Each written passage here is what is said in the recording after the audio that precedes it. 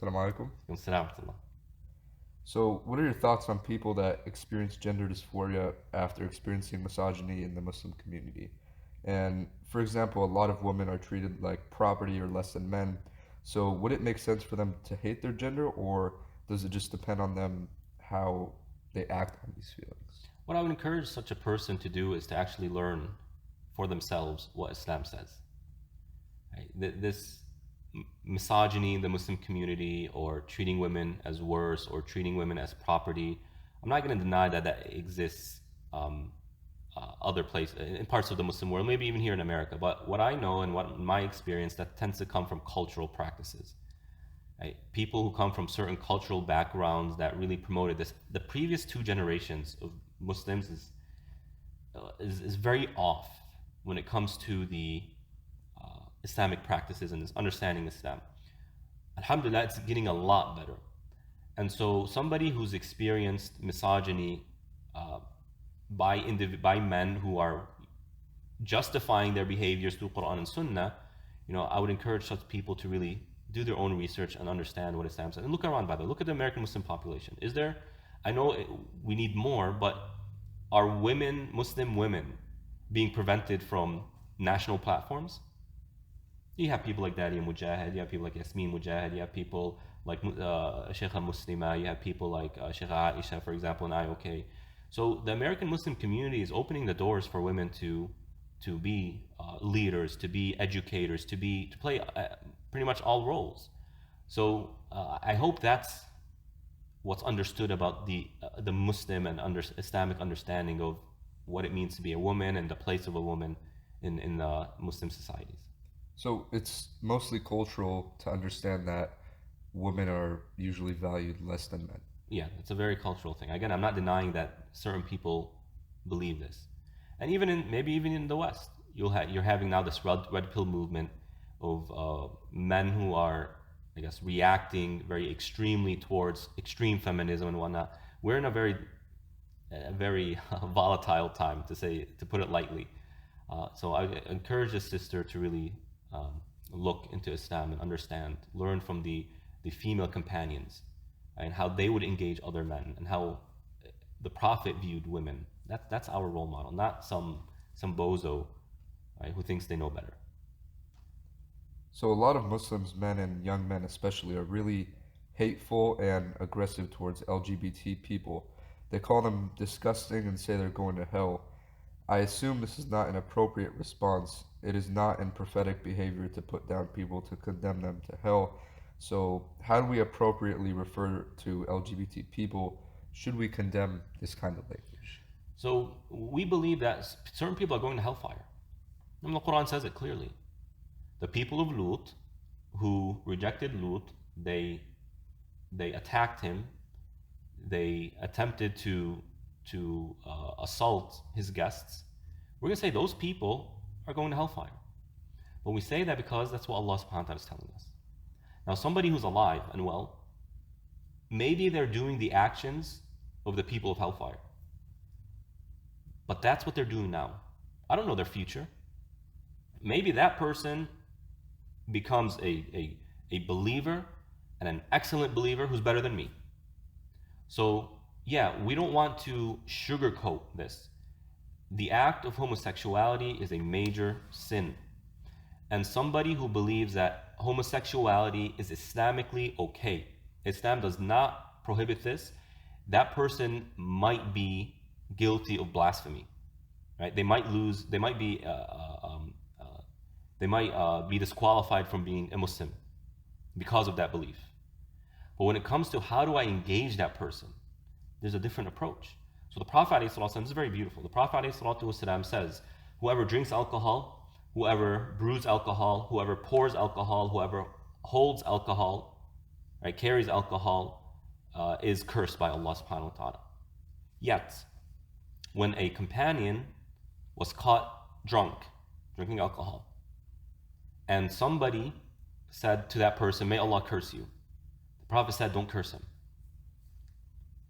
The Prophet, in another hadith, says Allah curses the one who drinks alcohol.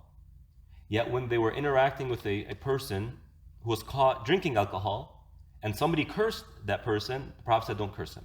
That is someone who loves Allah and His Messenger. Right? So Islam gives us a balance between retaining and preserving what we believe is correct. We have to. If somebody asks me, is this act good? I'm going to say, no, it's bad. Allah subhanahu wa ta'ala says it's fahisha. It is an abhorrent action. It is an evil action. But that doesn't mean I go and I start calling that person, you're an evil person, you're an abhorrent person. Rather, I'm going to say, look, we believe what you're doing is wrong. We believe what you're doing is incorrect and unhealthy. But if you let me, I can try and show you why. And I'm not tasked by Allah with calling people names. The Prophet wasn't going around calling people names. Right? But again, you have to have that balance. So it's not really our place to go and judge and hate on people, because on the judgment day, Allah is going to be the one to decide, whether what they did, whether their sins are going to outweigh their good deeds. So what I'm trying to say is it just better to kind of inform them and say, what you're doing is haram, you shouldn't be doing this, and it's really up to them to decide whether they want to get help or if they just want to continue what they're doing. Yeah. So we need to educate people. This is wrong. But we're not tasked with judging people and saying and condemning them, or you're going to hellfire. A major sin is a major sin. And we say because that's what Allah subhanahu wa ta'ala said, not because we made it up. But for me to go and say, you're a person of hellfire, no, I've crossed the boundaries now. So we would be doing our part just by letting them know what they did is wrong, and then after that, educating them, yes. Okay. So are gay/LGBT Muslims who don't act on their desires rewarded by Allah subhanahu wa ta'ala for abstaining? Yeah, they're rewarded by Allah subhanahu wa ta'ala. If they do it for the sake of Allah, yeah, they're rewarded. How do you engage with and maintains ties of kinship with a sibling that identifies as LGBT in a Muslim family? I don't think there's one answer for that. It really depends on certain variables, right? There's somebody who's struggling with it, even if they fell into it, but they know that what they're doing is haram. I mean, there are a lot of Muslims who are dating, who are having, intimacy outside of marriage, but they know what they're doing is wrong. There's one way of dealing with that. How I'm going to deal with that person is a certain way. There are other people who come out and will say, it's the 21st century. There's nothing wrong with what I'm doing, right? You Muslims are backwards. Oh, you Muslims, you don't want us to have fun. Your religion is oppressive. I'm going to deal with that person a different way. Right? So it really depends. I can't give one blanket answer, but you need to kind of consider how I can be a positive influence for this person, and then create a relationship where the boundaries based on that, your ability to influence that person. Right? And of course, if it's a brother, you never want to cut that relationship off. Never. You might demote it to only messages. You might not visit that person. You might not let them into your home, because the last thing you want is for your brother to start influencing, for example, your children. That's a big problem. So you might say, look, you're not welcome. I'm not going to invite you in my home. We can keep our relationship over text messages, but never cut off a relationship with the nuclear family. So you would say, as a general answer, to at most just limit communication, but the answer will vary depending on the situation. It's really going to vary, but trust your gut feeling, and you're going to get experiences. Sometimes you're going to make the wrong decision, sometimes you're going to make the right decision, but that's part of growth, right? But the main thing is never sever a relationship with someone of the nuclear family. And number two, understand that you have to have boundaries. Now the question is, well, how big of a boundary do I make?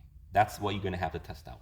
So I remember there's something about where if you have a feud or a disagreement with a family member, that you can only stop seeing them for like 3 days, or stop communication. Well, that's whether it's a family member or anyone else. So yeah. The Prophet ﷺ says, whoever ignores or gives a cold shoulder to a fellow Muslim, they have 3 days. Right? 3 days, let yourself calm down, appease your ego a little bit. But after the 3 days, when you see that person, you have to talk to them. But again, the hadith is very specific. The Prophet says that they see each other, they acknowledge each other's presence, and they turn away. It's not talking about, I live in California and my brother lives in Chicago, and we contact each other once every month, for example. It's not talking about that. No, you see each other and you don't talk to each other because you're upset with each other. You only have 3 days. After 3 days, one of you needs to say a salam to the other, and the other one needs to respond. what are the exceptions for that, or is there no exception? Uh, you have to break it. It has to be broken. But to what extent do you need to revive that relationship? The minimum is saying salam alaikum. So let's say you get into a feud with a fellow Muslim or a sibling, and they done you wrong, like they really did you wrong. And whether because you feel like it's better for me not to build a relationship with this person, or you're just so hurt by that person you don't want to talk to them, you can't completely ignore them, but you can minimize the relationship to when they send you a message or they call you, you can respond with a message saying salam. That's it. Okay, so do you feel like someone or a group of people is behind the LGBTQ movement? And if so, what do they gain from pushing their ideology on us? Furthermore, is there a specific reason as to why people become part of the LGBTQ? Right. So politics is a very dark place, and money is power, and money moves things. When you look at Islamophobia, there was a multi-billion-dollar industry fueling that. Like who? You do the research, right? Why were they doing that? For some people, because they hate Islam. For other people, because it makes a lot of money. Like makes a lot of money, right? So if there's a push going on, there's something fueling that. And the basic principle is follow the money. Where's the money? The LGBT lobby is backed with billions upon billions of dollars. Why does Target care to have a section that is very aggressively promoting LGBT? Target has it. Costco doesn't, as far as I'm aware. Walmart doesn't. Ralph's does. Why? How come Target chose to do this, but Walmart didn't? Why? It's not because they believe in it. They're catering to a specific. But why to that extent? You see what I mean here? Yeah.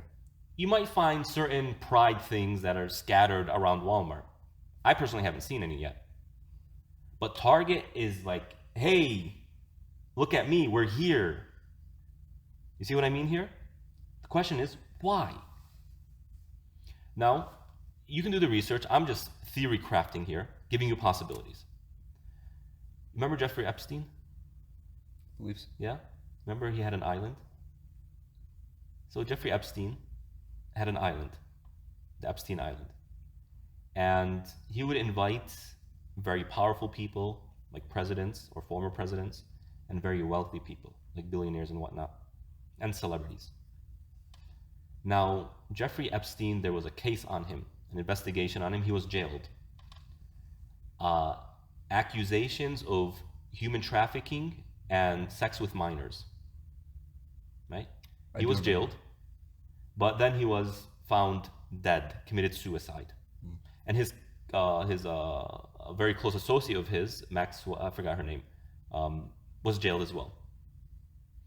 Now you have people like Bill Clinton, Bill Gates, other very wealthy people there.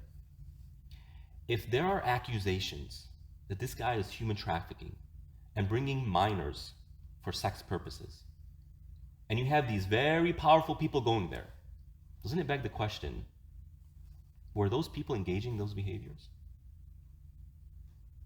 And we can't accuse anybody. Everybody's innocent until proven guilty, right? But there's a question mark. Why would they go to his island? What were they doing on his island? How were they being entertained? And you have this accusation, there were sex with minors, right?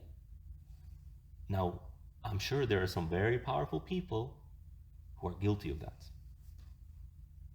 Wouldn't it make sense for them to throw millions, billions of dollars to promote LGBT, to slowly remove the taboo around minors,